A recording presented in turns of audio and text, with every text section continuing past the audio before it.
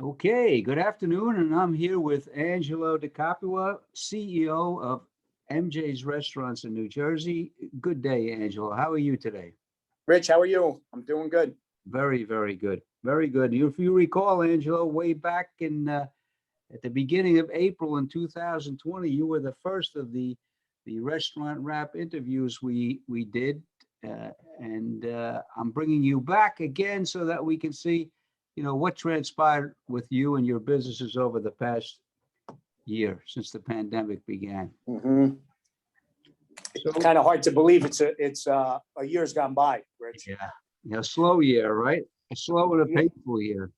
Right. yeah, it's slow, but then it feels like this just happened yesterday. It's hard to explain, but um, to still be dealing with this a year later, when I think we all thought it was a 2, 3, or 4 week little shutdown. Yeah, Let's get things figured out, and so many things have changed. I know. You're in it. You have six, seven restaurants now, seven MJ's restaurants. I know you have the Monmouth Beach sort of an MJ's light, but hmm you have seven full-scale operations. And like other restaurant operators, when the governor shut down everything, you were forced to go to the takeout route as a new profit center to keep you alive for a while. And has that lasted through this pandemic? And do you expect to continue that as we get out of this?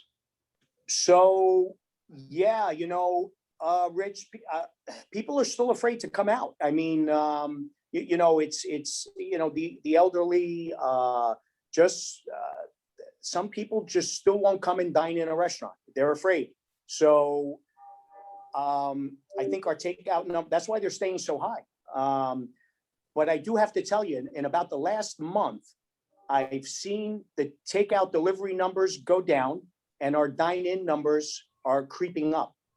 So it's a good sign because I think as the vaccinations are going out, and maybe more people are feeling a little more comfortable to dine in.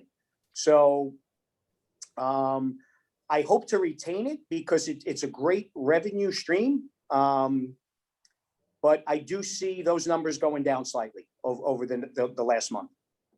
Well, I hope that you can retain it because with our governor here only allowing 50% occupancy for dine-in and no seating at the bars.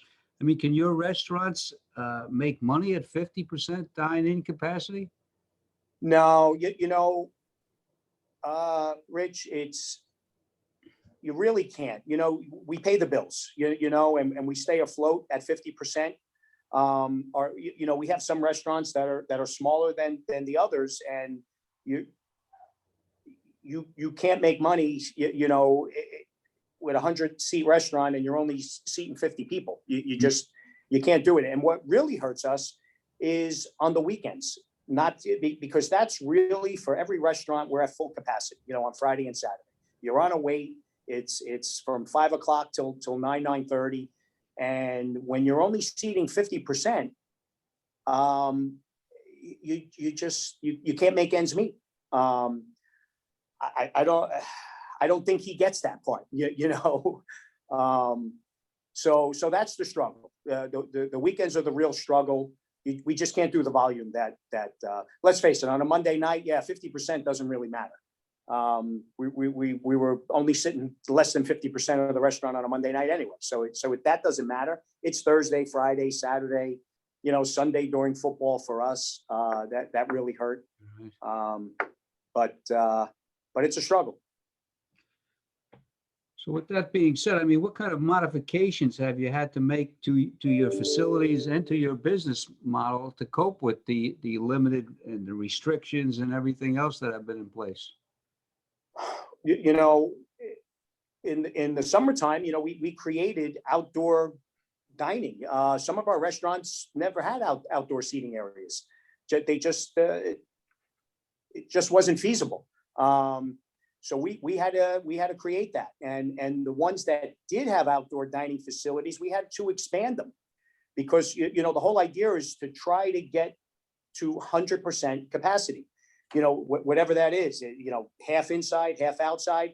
So we had to build some structures, and then you realize, well, okay, every day's not perfect. It rains out, so we had to go out and buy some tents, and then some nights get cold, and we had to buy heaters.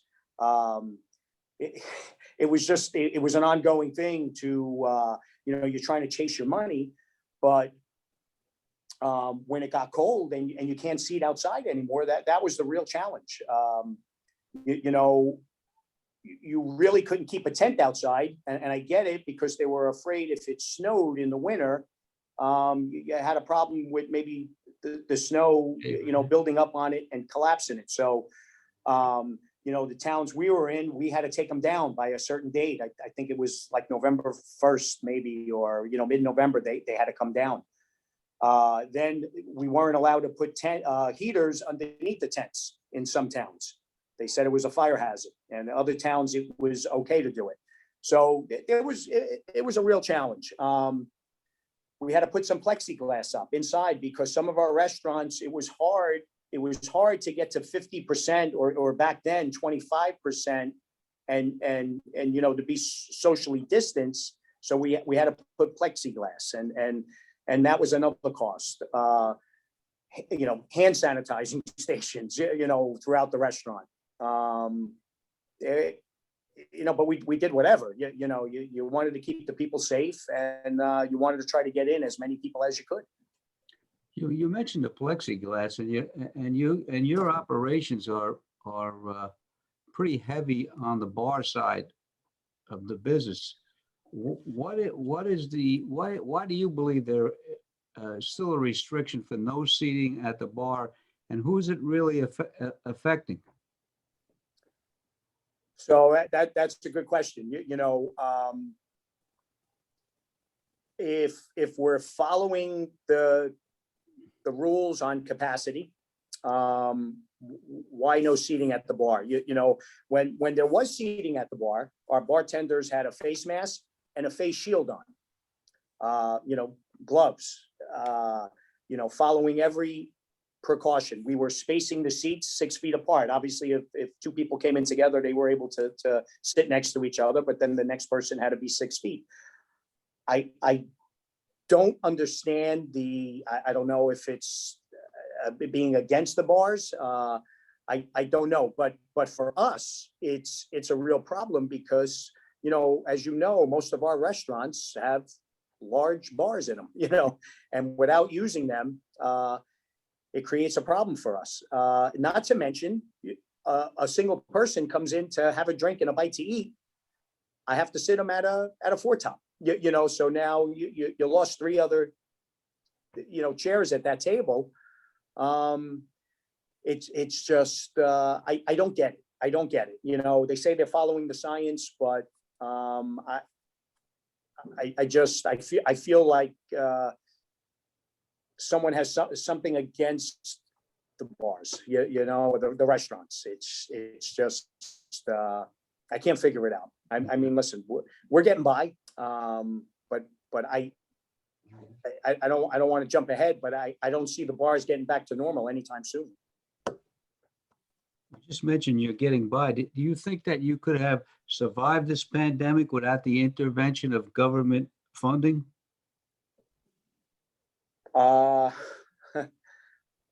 I'd like to say we would have figured out a way, but that first round of PPP, I think it came out. I think we probably got it somewhere in April. That was a really tough time. Basically being shut down the middle of March, and 4 weeks later, we basically went through all our reserve cash, and that came just in time. I don't know how we would have got around that if that didn't come. So that was a huge help. That kind of took us till summertime, or outdoor dining. So then we were okay. We were hanging on. Then it got cold again, and outdoor dining was pretty much finished. And then this winter we got the second round of PPP, which we're using that right now, and that was a huge help. we also applied and received some idle loans. And we kind of used those as the bridge from the first to the second PPP. So that was a huge help too. But to answer your question, I think we would have figured out a way. Obviously, we would have never shut the doors, but the government funding was huge. How about this new restaurant revitalization fund that they just passed with the new stimulus bill? Are you familiar with the particulars of that? Yeah, a little bit, Rich. The little bit I know is that basically it's a grant.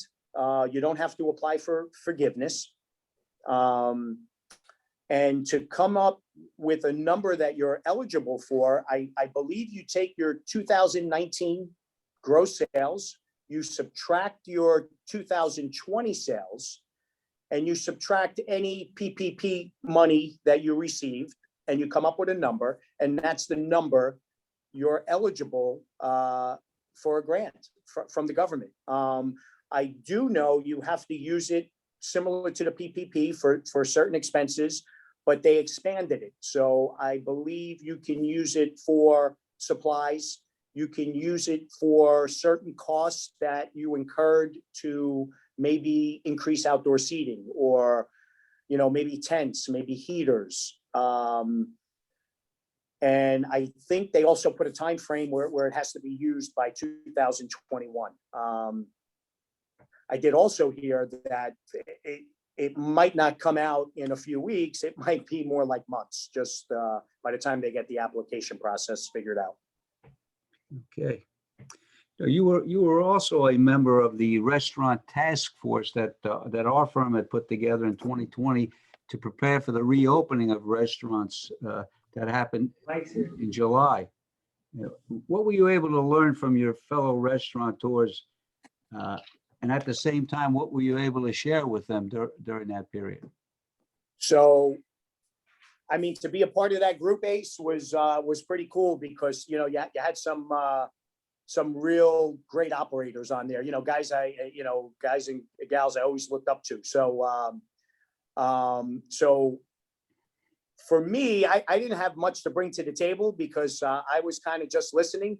And I think the cool part for me was, these were guys, restaurants that I frequented years ago, so, to be on a task force with them was for me, pretty nice. But I think the cool thing for me was that to hear them and to hear them having the same struggles that I was having.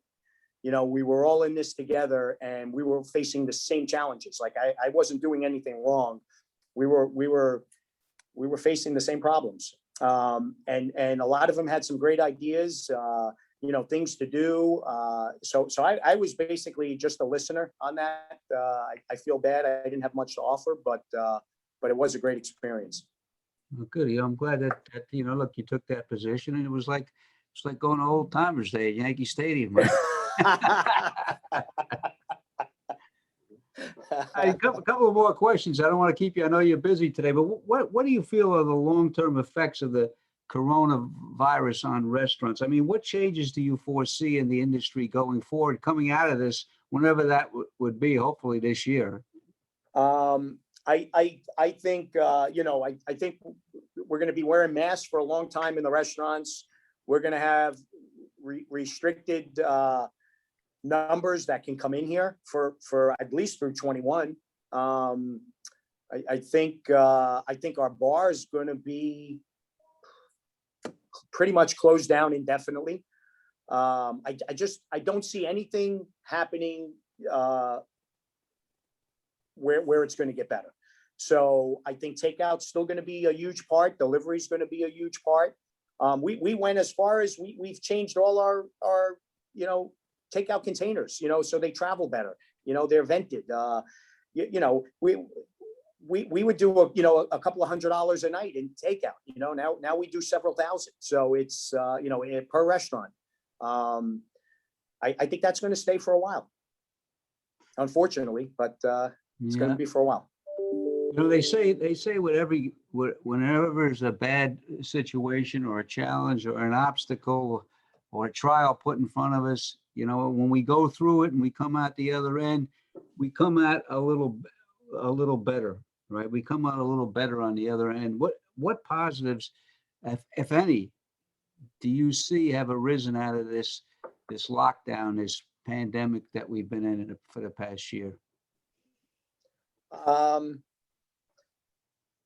you're saying like personal or more Both, like business? from any angle, personally, business wise, from you went through it both personally and as a Yeah. business owner, so.